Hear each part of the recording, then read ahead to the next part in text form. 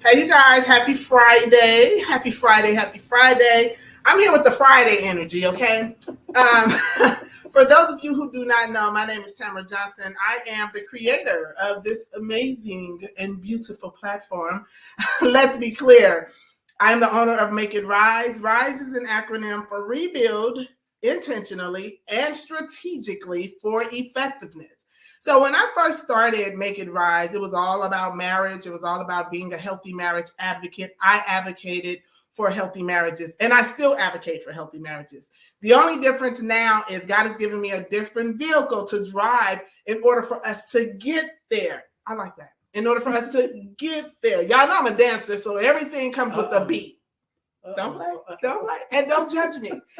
So, as a healthy marriage advocate, and then, like I said, now driving in this vehicle, helping and assisting women and men, but really focusing in on women to become healed and whole after divorce. That is one of the vehicles that God has given me to drive. I believe that, in order for us to be a healthy wife or a healthy husband, you must first be a healthy individual, right? And so with this platform, let's be clear, we've had multiple series talking about multiple topics that I know for sure have been by far life-changing if you allow it to be. So I'll say this.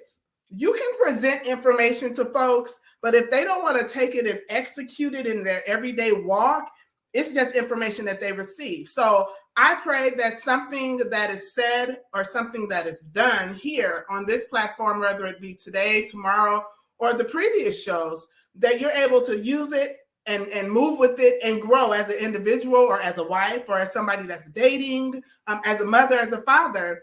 And which leads me to talk about this here series. It's called D.A.D, dating after divorce, his impact. And so I thought that it was very important that we talk about the importance of relationship with the father and the child. Because one thing I said before was, what's deposited in a child is always going to be withdrawn from that child when she or he becomes an adult. And so we see it, and sometimes we don't recognize what the root of that is, right? It's like, what is that? But honestly, a lot of times it's just something that has been planted in us as a child, and we begin to water it, whether it be by something that we read, we listen to, we watch these reality shows, but are they really reality? Is it real? Is it really something that is going to assist us, that's going to help us? Many times it's going to hinder us, especially when we haven't tapped into some of the scars that we have and traumas that we've had as children. So I thought that this was a very good series. We've had some amazing people that have come on so far. We've had a couple of guys, and I did a pre-recording with another gentleman that's going to be next in 2 weeks. And it's all linked. It's all linked to the importance of that relationship of a father and a child. So today I have my guest, my sister. One thing I like to say to my friends, my girls, my boys, my dudes, y'all know I could be extra. One thing I like to say, and I think I've said this to Branisha, because she's one of the not board members, but she's one of the members of a organization that I'm the co-founder of. And I had to share with her that before I am your co-founder with Beautiful Minds, I'm your sister. Yeah. I'm your friend. And I think it's important that we lay that foundation first, because sometimes we get too caught up and hung up on titles. Yeah. That's what you do and not who you are. I'm going somewhere else. Let me bring it on back so we can talk about these daddies. Oh, she said these daddies. These daddies. Okay. Anyway, so my guest tonight is Miss Branisha Blackman, and I've known Branisha for 3 years now, maybe going on 3 years. We met each other actually online. So here's the thing with COVID. COVID has done some amazing things. It has bridged some gaps. It has brought people together. Businesses have been built, grown, executed as a result of that. So everything was not so bad. And so I can say that this was a great thing, a great connection definitely. As a result of COVID. I'm so glad that we met, like she's really my sister. Like we This isn't just come do this show with me. This is Right. let's go to lunch. This is, girl, let me touch you this. This is, I'm vulnerable with her. She's vulnerable with me. This is how I feel. All right, sis, let's pray. Like we pray together. We laugh together. We kid together. That's amazing. I can't ask for more. God is amazing when he began to introduce me to my siblings. That I love that.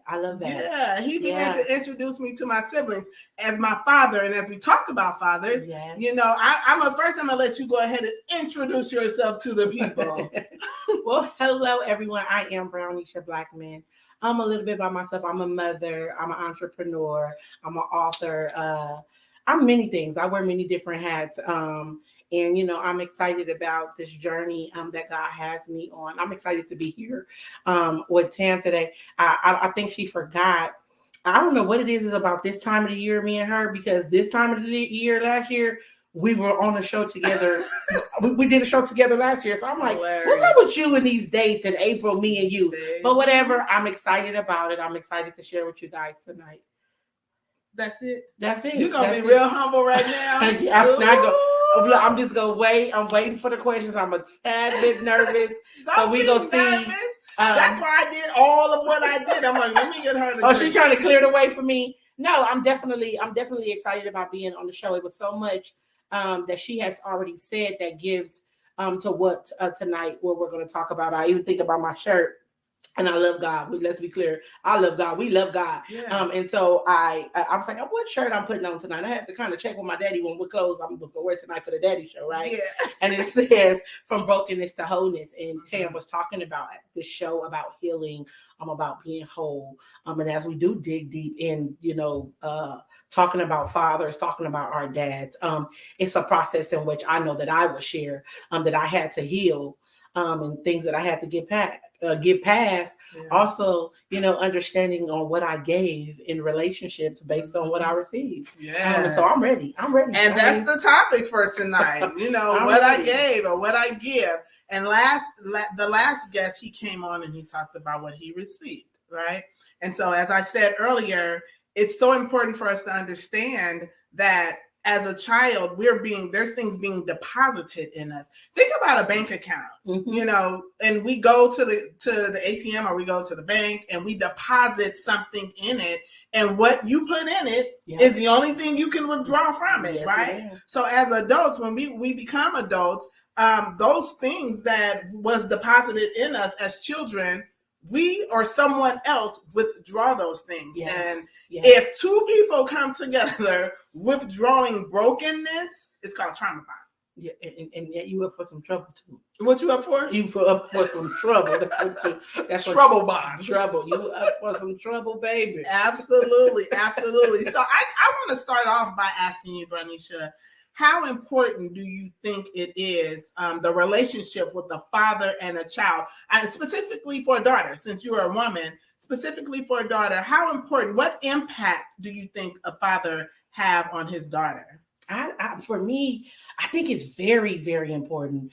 My guys might say it's a little bit extreme, but it's almost as if the air we need to breathe, that it is necessary for a daughter to have a father, the covering, the strength, the protection of having that father. It makes it that very well important that the man that you're going to look to, the example that will be set, the lap you can sit on and cry, and you get this masculine sense of protection. It's very important. I mean, I can't stress it enough of how important it is. I know it was a meme going around, and it got a negative sense to it, but it said that for some women that their father was the first man to break their heart. So even with saying that, that the first man in your life, like the first person who will introduce, who will teach you what a man is supposed to do for you and by you, is your father. So it is very important that, a little girl has her father in their life. And though it's important, it's not always that thing, it happens. It's not, some of us have grew up without fathers, or, they were there, but not there, or whatever the experience is. But it's very, very key to have your father in your life. I definitely agree with that. And something that you said, you talked about the father being the covering, the initial covering, your strength, your protector, and someone that you feel you can be vulnerable with, right? Mm-hmm. So if he's the first example of what a man is, and you aren't given the opportunity to have all of those things, when you become an adult and you get into a relationship, you won't even know how to receive it when a man is giving it to you, or how to respond to it when a man is giving to you, ma'am. Right? Yes, you won't know what it looks like. It's like foreign to you, right? Mm-hmm. And so knowing that our fathers is the first example, we also have to remember that parallel relationship is Christ and the church. Yes, ma'am. You know, so Christ is the father, the church are the children. We are the children, and he has given us the perfect example, which is why I always say to people, you know, I understand your hurt, your pain, the emptiness, the brokenness from not having your father in your life. Let's talk about it. It's valid. Your feelings are valid. Very. It's but I got something to come behind that. So we have the ultimate father. Yeah. Ooh, baby. That will show us. Listen. I'm not trying to have church with you today, but well, let's. Amen. Amen. The ultimate father. Yes, ma'am. That will show you, you know, what it is that you need, how you should receive it. He will send people your way. Yes, that will be all of those things you think you miss. But here's the thing. We have to be available to it, because we will stay on, but my father wasn't here, my daddy wasn't this, and we'll use that as an excuse, right? There's reasons and there's excuses. Mm-hmm. So the reason is why I do something. The excuse is the reason why I won't do something. Mm-hmm. The reason why I won't fix it. The reason why I don't want to change my mindset, the lens that I'm wearing looking at this thing. So we're going to rid excuses. As of tonight, there's no excuses. But I just think what you said as far as the father being the covering and your strength and your protection. As a little girl, I can recall like running to my dad's arms when he got off work and he pulled up in his rust-colored station wagon. Okay, mine had one too. And he got out of the car and he had. My dad was a manager, supervisor for Boeing, I believe. Boeing. Aerospace. Okay. And when I say every day, my dad would get out of the car and he'd have a brown paper bag with a Kern's nectar in it, right? And that was my thing. I knew to look forward to that. Mm-hmm. So there's some things that our fathers plant, and it's something as small as that. Yes. I looked forward to that. Mm-hmm. So when we become adults and we begin to date men, there's some things we just look forward to. Yes, ma'am. Yes. Yes, ma'am. Yes, ma'am. We look forward to things. And sometimes, and I said this a couple of weeks ago about how our expectations can lead us to disappointment. Oh, yeah. Yeah. What do you think about that? I was like, oh, wait a minute. The expectations leading to disappointment. Even how you gave the description of your father of seeing when he appeared, you can give in detail. As you were talking, it kind of jogged my memory. And it wasn't that my father was absent. He was there, but it was moments and periods of time where I remember where it was like a gap, where I can't even tell you because I was a little girl what he was doing or why he was not there. But I just have those, it's just like these gaps of, I remember it's times where he just was not there. Mm-hmm. Now, when he was there, I remember the trips, the road trips. And so because of that, remembering the gaps, and when he did come, it probably was something fun. It's like the whole expectation was, in a sense, it's like, no, don't have an expectation, because what I do remember, it was like a letdown because of the gaps, like I said. So it was like, to a point, it's like, why put expectations on something when 9 times out of 10, they probably just go fail you anyway. And that's what I would say, even unconsciously, because I think sometimes even as we do go through things in life, unconsciously we show up with this behavior or this way, and we don't even realize that we're doing it because we've got so accustomed to the letdown.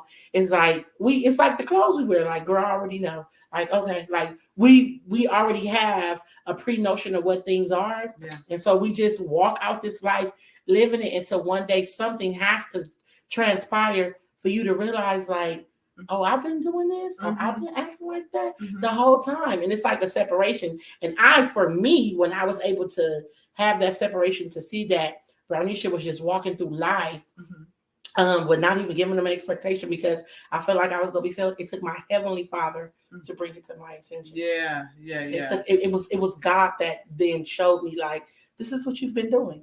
And I just was like, well, okay. So that mirror ministry stepped into place. So, y'all, we got a lot of ministries going on, okay? We have church. We have church. One of the ministries is the mirror ministry that I talk about often.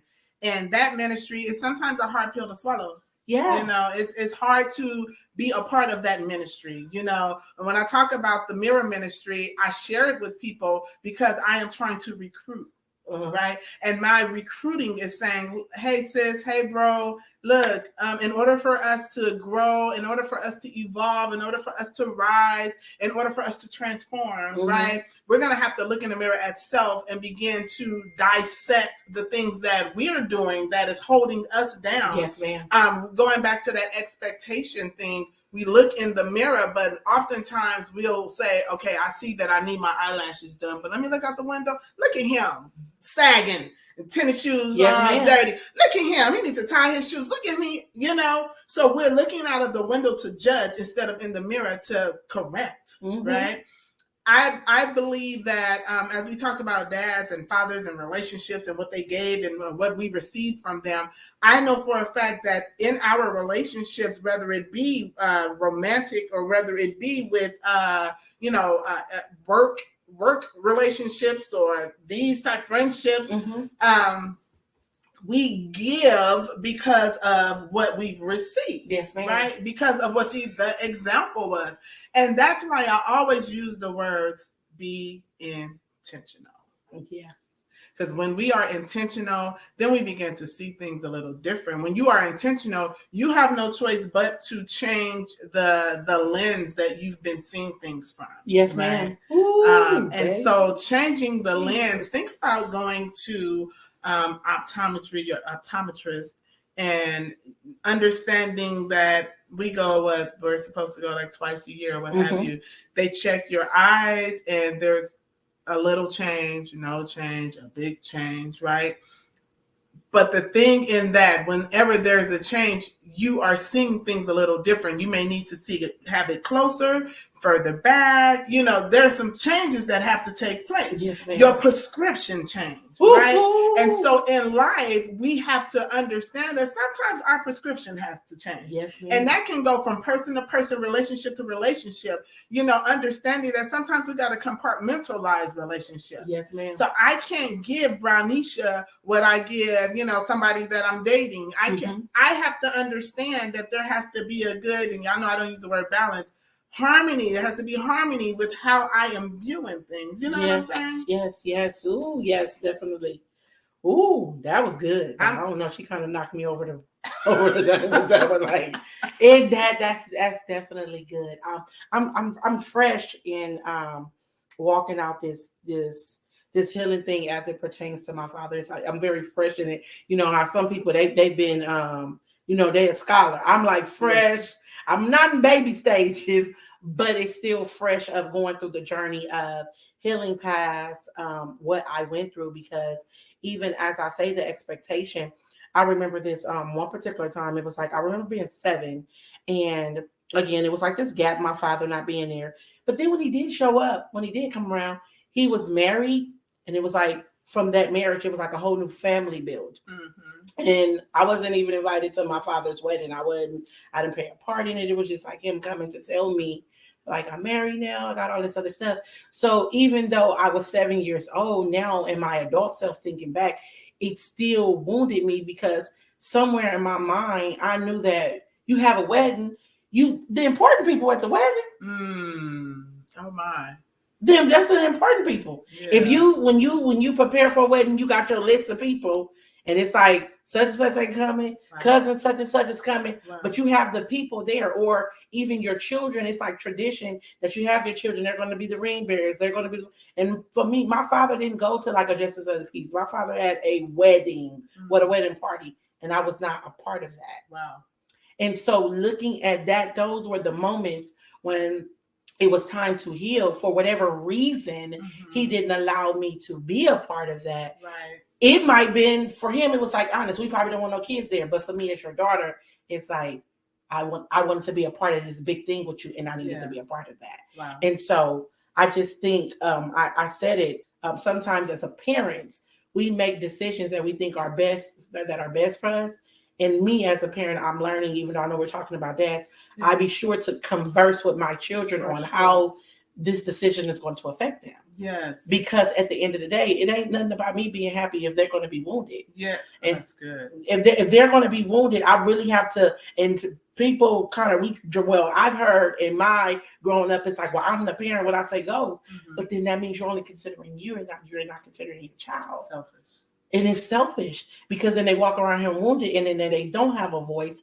And even not to even dig deep, but we're getting ready, as I'm getting ready to release this book, is from the children speaking to the fathers, because it was something that they couldn't tell them. Yeah. Because it's like, how dare you tell your daddy this? How dare you talk back? But it's necessary that you have the conversation with your child to help them understand, because their voice matter. And my father never checked in to, he never asked me how I felt about it. And it really hurt my feelings. It definitely hurt me. I could see that. I can see that, especially if you're connecting the importance of persons in your life being invited to a specific event and I wasn't invited, then that means that I'm not important enough, right? So let me ask you a question, and we're going to get to that book that you just mentioned. But let me ask you a question before we get there, Branisha. So as a result of receiving the breaks and times that he, came around and being there and you not feeling important enough, as a result of that, as an adult, what are you giving in relationships? Like that you can like pinpoint, I know that the reason I do this is because of that. What are a couple of things, if you could think of? Well, if originally, we'll say before I went through the healing process, now that I am in the healing process, what I gave, as opposed to what I'm giving now, is I didn't give nothing. I showed up. I didn't give no commitment. It was like I didn't realize that people were placeholders, and I had them there just to buy me time. But I didn't want to commit to those things, or commit to a man, or really commit to a relationship. Is because then if I really gave a commitment to it, then just as my father had the power to hurt me, then you had the power to hurt me too. So it's like, no, you here, but I'm not going to give it my all. So in the event that, you know how like you move in and you don't put up the pictures. So when you're ready to go, you get your little bag and go. That was me. I wasn't putting no pictures on the wall. I wasn't putting the furniture in the house. So when I was ready to pick up and go, I could get my little bag and I can just get on out of here. And it wasn't a lot of luggage I had to take with me. That was then. Post to now and giving, it's like, it's been challenging. It causes me to be vulnerable, but I really have to show up and express how I feel. And I also have to hear how the other person feel. Even as I said, of including how I would listen to my children and see how it affect them. Now in relationships overall, I have to honestly see how other people may feel, how even my actions may affect them. I had a conversation with a friend of mine, and it's a business deal, but I had to be honest with her, like, hey, I'm just letting you know this because in the future it might come out, and I don't want you to think like I'm betraying you or nothing. And she was like, I understand. And I really didn't have to tell her because it was business wise, but just in case it comes out and it don't look right, just in case you like, well, Branisha, she hurt my feelings. Like I wanted to kind of nip that in the bud now, because I never want to intentionally or non-intentionally hurt anyone. And in the event that I do, I want to be grown enough, mature enough to apologize to them. But just to wrap it all up, it's considering everyone. It's considering everyone that's going to play a part in whatever we're doing. We've had small conversations, and I'm like, Tam, I didn't want to say this to you, but you said that to me, so it was clear that we can have these conversations. Right. Why? Because people can potentially be hurt. Yeah. And relationships overall, it can, however we deal with relationships, whether it be really quick. Last year I did a series called Unmasked, and it talked about how my parental issues spilled over into my relational issues. And so I say that because not only did it affect how I showed up in relationships, a romantic one, but it affected how I showed up in relationships overall. Yes. It was like, so I really am in a better space now that I'm very communicative, and I consider everybody that's going to play a part of this family to make sure your voice is heard and make sure that, your opinions matter and that everyone is included, because I know how it feels to feel like how I felt or what I had to say didn't matter. That's good. That's good. When you were speaking, I thought back on how I used the analogy of going to the optometrist, and you talked about before I did it this way, and these were the reasons, and this is I just showed up, right? There was no commitment. But then as you begin to heal, you begin to do things a little different, and that is a direct result of you doing the work, you being intentional, you saying, you looking in the mirror, being a part of the mirror ministry. But your lens changed, and you understood that I'm not the only one that's going to be affected by my choices, right? So my choices will affect every branch that's attached to me. I am the root, and then I have these branches that's attached to me that are going to be affected. And if I'm not watering them the proper nutrients and all of that, they're going to begin to die and break off. And then I'm going to be standing there asking myself, what happened to so-and-so? And what happened? Well, you didn't water them properly. You didn't pour into them. You didn't feed them the righteous things that will help them and not hinder them, right? And so I commend you for doing the work, whatever that looks like, because it looked different for everyone, you guys. Doing the work for your healing and for you to become whole and for you to change your way of thinking and your way of walking and doing looks completely different. I will never tell you, well, this is what I did, so do it. And it's going to work for you, because that may not be the case. It's the same with relationships. I can tell you, okay, I'm dating this guy. This is how we met. We were kind of bumping heads, and, we started doing this right here, and things began to shift. I can't say you do that same thing and I guarantee you it's going to work. I can't guarantee you that, right? No. You have to get into a corner in a place, get quiet, and talk to, the connector, so he can teach you and show you how to connect the proper way. First and foremost, you got to connect with yourself. So if there's a disconnection within yourself, how dare you even expect someone to connect with you if you're disconnected? Yes, come on. Ooh, that's good. I'm disconnected with me, but I'm asking you to connect with me. Yeah. That doesn't even make sense, And so understanding the importance of our fathers and our adult relationships with men or men with women, it takes me to a place where I have to try to recall, because we don't remember everything as a child. Yeah, no, definitely not. Well, I have to try to recall, the things that my dad poured into me. Not everything was the best for me as an adult, right? Yeah. So I saw my dad, and I share this a lot. My dad was the man that, boys take out the trash, girls wash the dishes. You know what I'm saying? Girls don't go to the gas station. Girls don't wash cars. We don't do all of that. So there were these roles that he planted in me as a child, that as an adult, I withdrew those things in my marriage, and I felt like me and my daughters are not going to touch the trash can. So when you get home tomorrow morning from work, I know you was gone last night from 5 p.m. for work, and you come home at 5 a.m. in the morning for work, the trash will be waiting for you. Right? Yeah. But how unfair is that to a man who wasn't raised like that? Yeah. So that's good. We didn't have effective communication where we were able to say, you know what, Tam, or you know what, Joe, That doesn't work for our household. Yeah. So that goes back to me saying, just because Bernicia did it a certain way doesn't mean that it's going to work for me. Yeah, because right. I did it a certain way doesn't mean it's going to work, for you. But you mentioned a book that is it already published or no? It will be published any day now. Okay, and what's the name of it? The name of the book is called Dear Dad. You smiling? It's your new baby. It is my new baby. It is about 4. I'm on book number 4, but this one was very important to me. This one, I did my own solo project to tell the whole story of my life. But this one, being called by God allows me to see that it is bigger than me. Mm-hmm. It's bigger than me. And so with this project, it wasn't only, I took some people on a journey with me to heal. Okay. Yeah.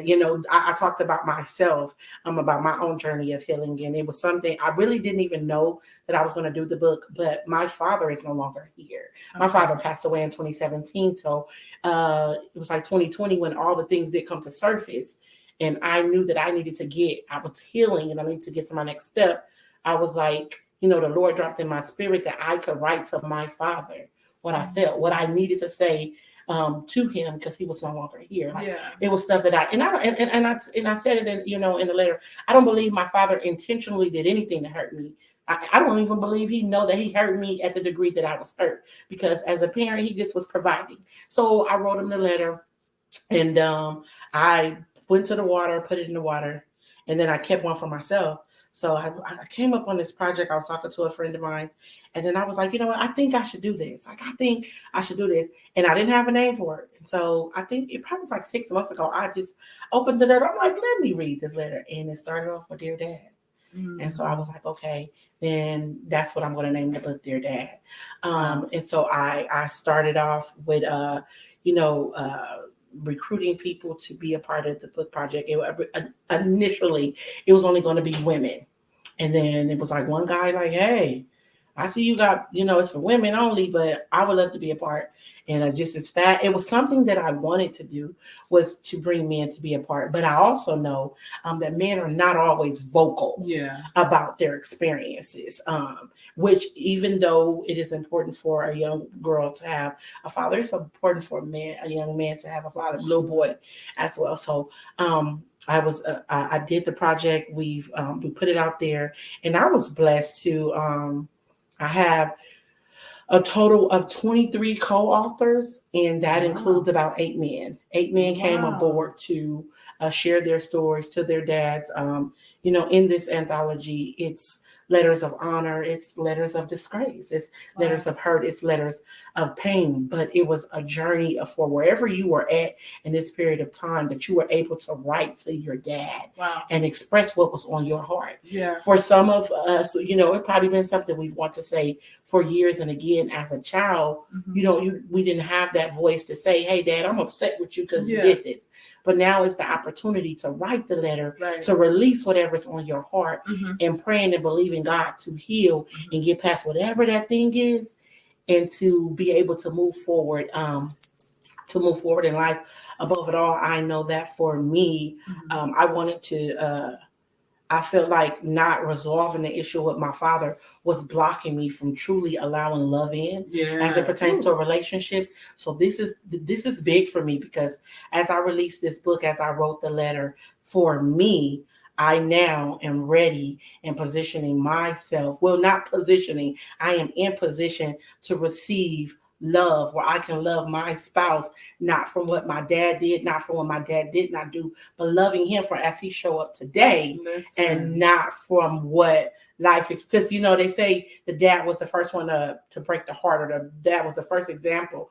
I'm now depending and leaning and knowing that as my heavenly Father loves me, then that's who he gives me in the land. He has built a man for me to love me in that same way. Yes, that's good. So the Dear Dad will be released very soon. And again, I'm excited about it. There's so many people that played the part, and it is like a big deal. Yes, it is. Yes, it is. It is a big deal. I just thank God for what is getting ready to happen. And it's just like full circle, like all of the all of this is coming around us doing this, the book being released any day now, and just me coming to the full understanding of even you giving this topic for me today. God was dealing with me about how I showed up based on what I received. I was walking it out before we've even, we got to this, and I was like, oh my God. Like, I was like, I'm nervous. Yes. But I'm even, as I'm talking now, it's like even another space of like, coming out and being free from what held me back. Because now I can talk about it. Absolutely. Yeah, I can talk about it and really be, at peace. And I'm not even mad. I used to be mad at my daddy. Yeah. I'm not even mad at him no more. Yeah. Like it's like I'm really free. Like I'm really free now. I love it. Yeah. I love it. And I see it. I see it all over your face. I think about how, and you shared all of that, how those letters, especially those that were coming from a place of disappointment, or, anger, or being upset with their fathers. I can see that being a layer of healing if they allowed it to, if you're not just speaking out of bitterness, but like understanding the importance of forgiving. Right? Yeah. So you said that your dad is no longer here, but God told you could still write that letter, which is an example, which is confirmation that forgiving is not about the other person. Yeah, definitely. If he tells you to still write a letter to the person that's no longer here, who is it for? Yeah. So it's for you. It's for you to get free. The shackles have been broken. You to become healed. You to become whole, so that you can, as you said, be available to be loved the proper way, and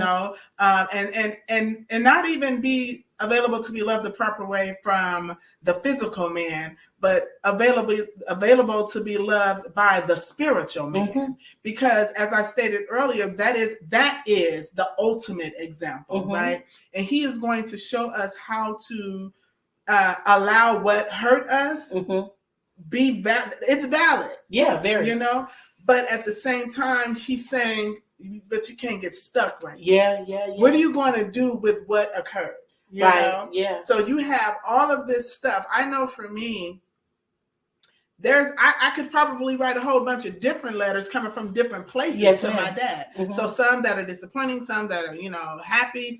There's many days where I'm just driving down the street and I just begin to cry because there's some things I want to share with my dad, like what I'm doing now. I know for a fact, my dad would be like, baby girl, that's my baby girl. Yes. I know that. Like, I loved the feeling of making him proud. Yes.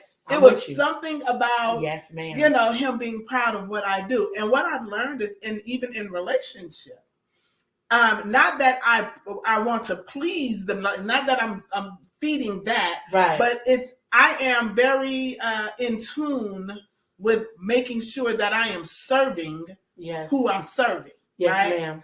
And so to know that I am serving the famine, as Sarah Jake say, to know that I'm feeding the famine does my heart justice, right? But there was a part in one of my first book, The Marriage Policies and Procedures, that I talk about my dad saying to me, in high school, I signed up for this automotive class and came home and I showed my dad my classes. That was my elective. And he was like, what is that?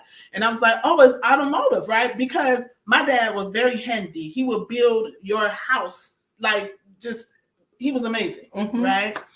And so I felt like that was a connection for us, right? I thought he'd be happy and proud that I signed up for something. Now we can be outside in the yard and he can show me how to do different things. That's where my mind was. And he was like, yeah, so tomorrow when you go to school, you drop this class. He was like, you don't need to learn that. That's for a man. Right? Yeah. He said, if you're going to have me, and when you don't have me, you're going to have a husband. Come on. So at this point in the book, I was angry. I said, you told me I was going to have you or a husband. Ooh, Jesus. And I said, Dad, you're not here and neither is he. Ooh. Now what? Ooh. I said, you set me up. Right? So I was angry for a minute. And then God was, girl, if you don't pull it together. But he allowed me to feel that. Yes. Right? Because too often we want to cover up what we really feel because we want people to think that we want to have the appearance of, but denying Yes, fullness ma'am. thereof, right? Ooh. So I had to say, this is what I feel, and this is why I feel it. But Lord, I'm available to shift this thing because I know that you are greater than the things that I'm feeling. Yeah. And you're in me. You are my power. You are my strength, right? Yeah. It's just time for me to tap into that thing. Yeah. So having the ladies and the men, I'm so happy that there's men in this book. Having them write a letter to their father, like you said, some was with honor, some was angry, just different emotions. Mm-hmm. That is amazing. And how many? It's 24 of us. My goodness, that is amazing, and that book will be life-changing because what it will do is share and show with others that you don't have to hold on to the bitterness, even if dad is still around, even if you don't have a relationship with him still to this day. You have to dust your feet, you have to wipe your hands, you have to be okay with, because sometimes, let's talk about capacity. Some folks don't have the capacity to do the things that we are expecting of them. Come on. And so what we're doing is setting them up for failure and setting ourselves up for disappointment. Yeah. So if I'm expecting something from you and you don't even have the capacity to hold the things that I'm expecting from you, how dare I, right? And there's nothing wrong with that. We were all created in God's image, meaning we have something, a portion of God, right? We're not going to be all of him because we're not all knowing. We're not all, we're not going to have all of it. Yeah. And so if I go to a man and I say, well, you're supposed to have this, that, and the other, and he's like, well, I'm only 16 ounces and you're looking for a liter. What do you want me to pour out? What you need me to pour out so that I can have the most important things for you? It's not fair. Because there's somebody else that needs a 16 ouncer. Yeah. Listen, there's a 2 liter out there for town, baby. A 2 liter. Is it 2 liter or 1 liter? They got 2 liters. Okay, 2 liters. They got 2 liters. They got 2 liters. I know what I need. Yes, I know that I come with a lot. I know that. You know what I'm saying? I try to dummy myself down too much for people. I'm not going to not get what God has for me because I'm trying to give you what God has for you. Yeah. That's good. That's good. You're doing it good.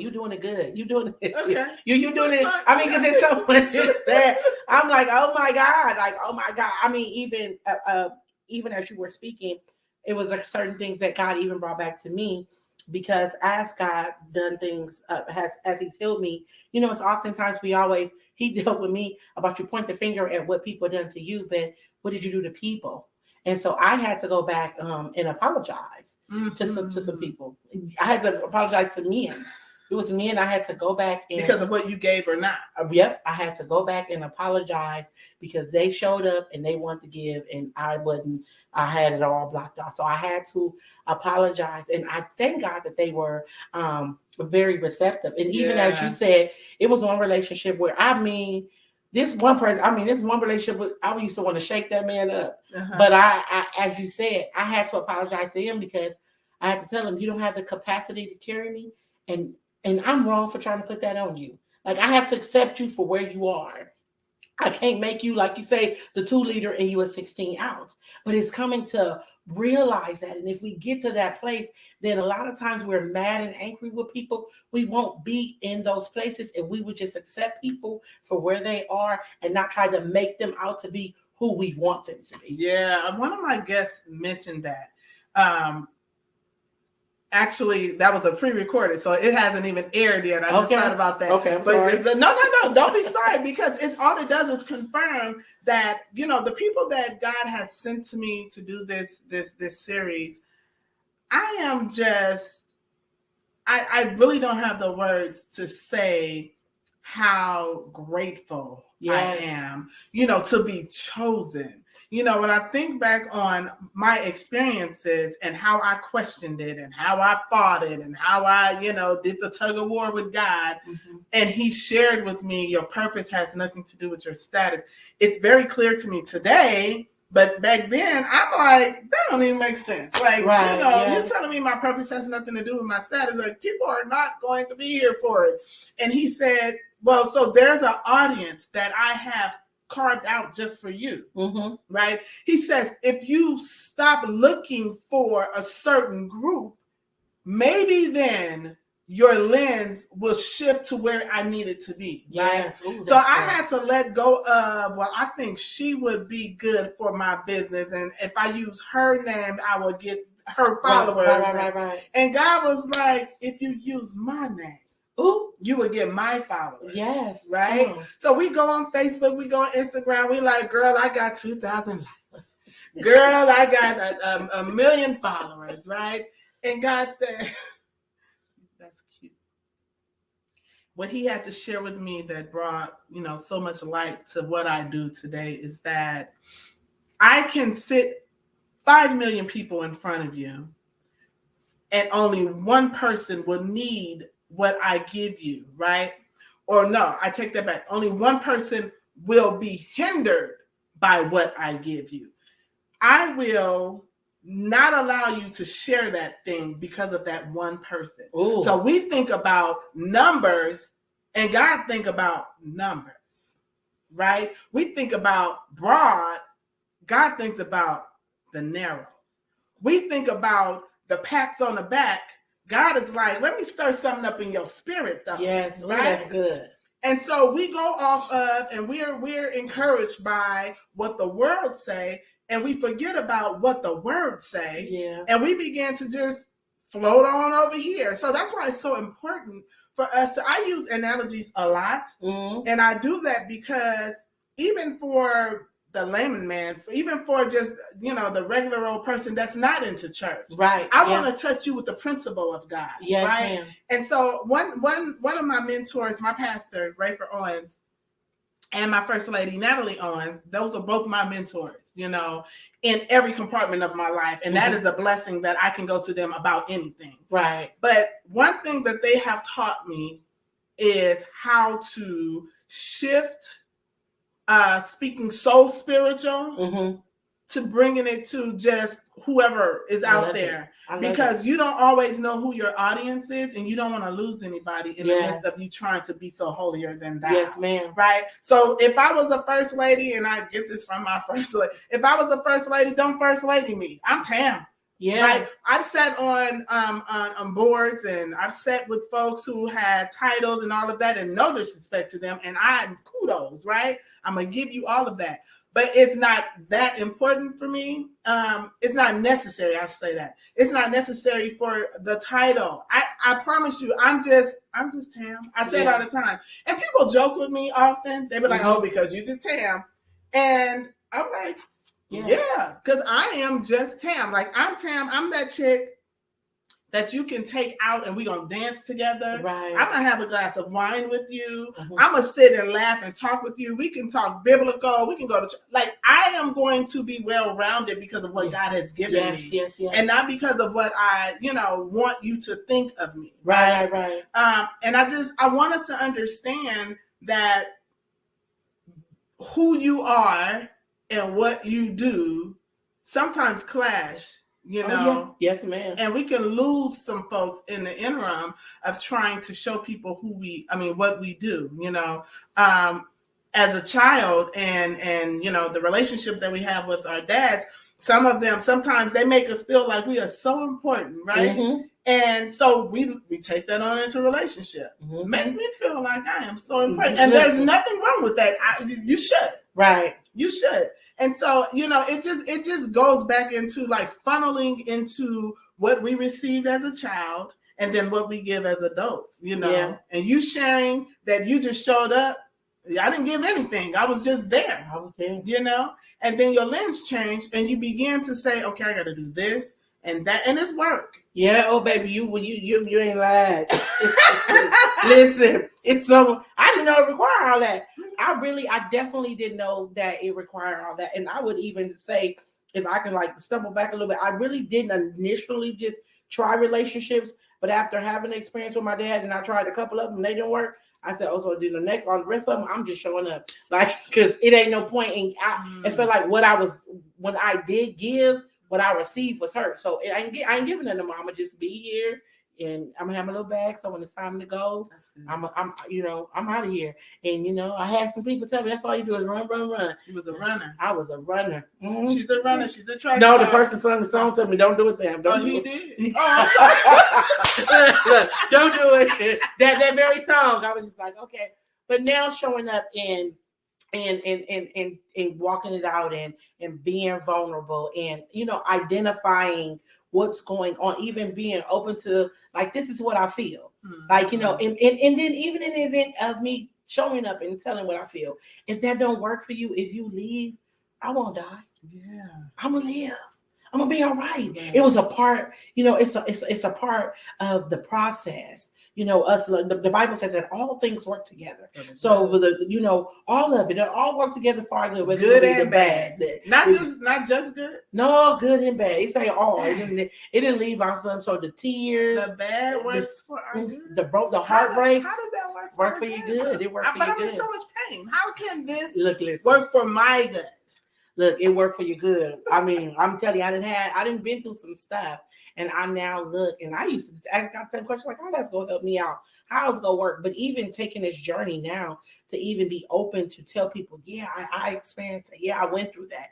Yeah, some years ago, you would have caught me, very depressed, very broke down by certain things I wanted to happen in my life. But now, look where I am now. It was a part of the process. And I'll even say that it is so funny as God, even when your lens change, you begin to see different, that prescription, because I know the Lord set it up that though my father is no longer here, memories pop up and I see where my dad was like, I love you, or it's my firstborn daughter, or my daughter this, or my daughter that. And I was so broken then that I didn't even see him speaking through those things. Wow. And it took for me to say now, like, you know what?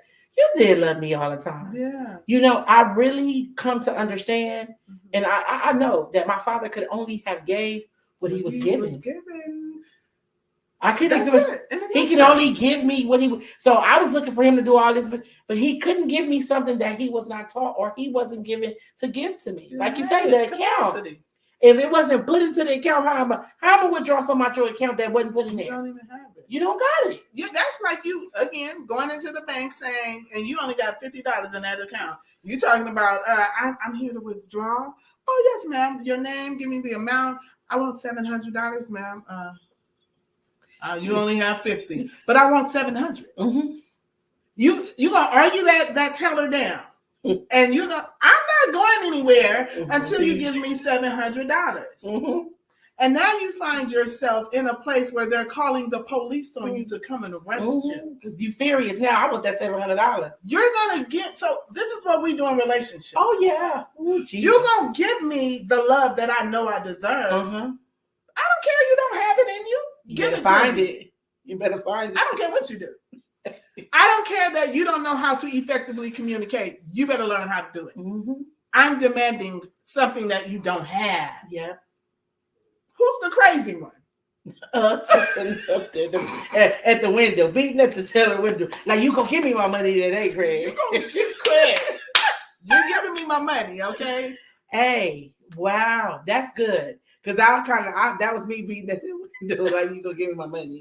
You gonna give me my money. I thank God for healing me, though. I thank him for healing me, because I did. Even through therapy. The therapist was like, so you're putting your daddy faces on these people in this relationship. I said, I know, you did not just tell me that. But it was so, it came to mind. Like, that's why I say fresh in the healing. It was literally, I sat there and the Lord showed me. He showed it. I had even wrote notes to myself where I was correlating what I experienced with my father to my relationship. It just start all just coming to me. Like, this is why you do this. This is why you respond this way. This is why this is why that. And on top of filling the gaps with my dad, in life, when he transitioned and he passed away, I was really upset with him. I said, oh, so you really ultimately, you just abandoned me. So that's and you ain't coming back. Like, oh, this is what this is. We can't even have a conversation about it. Yeah, I can't now. At least at first I knew you was coming back, but now you've left and I can't. And that's what broke me. But that breaking is what caused me to heal. And honestly, I lost something, but I gained something, because it took for my father to pass away for me to then realize it was as if when he passed away, whatever Bernicia had hidden throughout life, it all came out. And it was like God says, you have to deal with this now. Listen. My goodness. Yeah, I just got something. I just want you to know that. I'll have to give it to you. So you said earlier when we first started, you said that he was your covering. Mm-hmm. He was your protector, mm-hmm. right?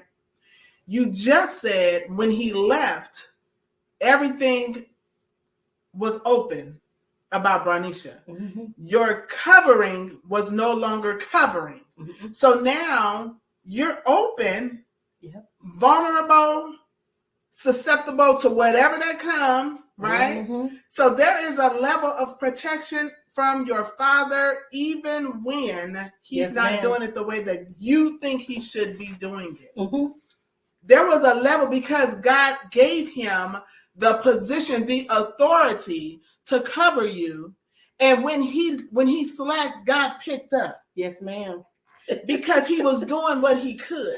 Yes, ma'am. He did as much as he could do. Mm-hmm. He gave what he was given, mm-hmm. right? And God said, because I see you giving what you were gave, I'm going to give her what you can't give. Mm-hmm. And so you felt protected, mm-hmm. but didn't know that you were protected until you weren't protected. Mm-hmm.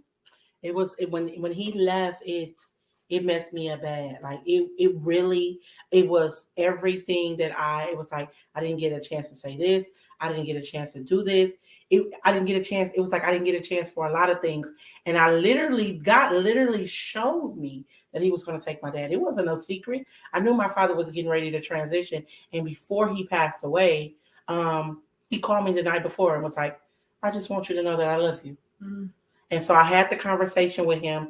I'll even say when, and I talk about it in my book, but when he transitioned and I got the phone call, I actually went into temporary insanity for 3 days.